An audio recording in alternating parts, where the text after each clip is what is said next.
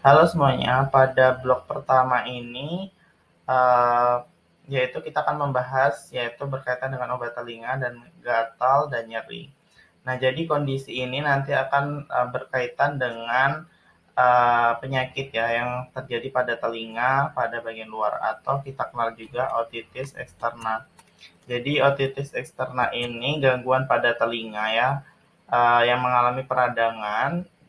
Selain itu juga gatal. Nah, ini disebabkan eh, oleh infeksi jamur atau bakteri. Bisa juga untuk gejala lainnya seperti nyeri di telinga, terasa penuh, dan menurunnya kualitas pendengaran. Untuk penjelasan penyebabnya sendiri itu bisa yang pertama, telinga itu sering basah karena berenang atau sering kemasukan air. Kemudian kotoran di telinga sedikit justru itu akan menyebabkan sumbatan di telinga, mengalami cedera atau luka, misalnya kemasukan benda asing saat membersihkan telinga ya. Kemudian menggunakan penyumbat telinga atau alat bantu dengar, menggunakan perhiasan atau produk perawatan rambut, misalnya shampoo ya. Nah, sampo tadi itu tidak sengaja masuk ke dalam telinga.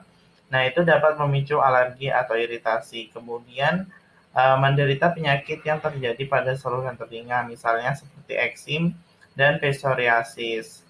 Nah, untuk perawatan atau pengobatannya ya, penanganannya, ini ada nih obat yang digunakan untuk mengatasi kondisi yaitu otitis eksterna, biasanya obat tetes yang mengandung seperti asam asetat di sini untuk menurunkan atau menyeimbangkan kadar asam ya, sehingga kuman atau jamur itu sulit berkembang. Kemudian antibiotik dan anti jamur ini mengatasi telinga gatal akibat infeksi bakteri atau jamur. Kemudian kortikosteroid ini untuk meredakan pembengkakan dan peradangan yang berat. Ini digunakan ketika kondisi otitis eksterna ini diakibatkan oleh eksim atau psoriasis. Kemudian anti nyeri, misalnya seperti paracetamol, ibuprofen, ini digunakan untuk meredakan rasa sakit dan tidak nyaman. Kemudian obat tetes telinga biasanya digunakan dalam jangka waktu itu hanya 7 sampai 10 hari atau sesuai petunjuk dari dokter. Kemudian untuk perawatan ya, jadi selain secara farmakologi, ada juga non farmakologi.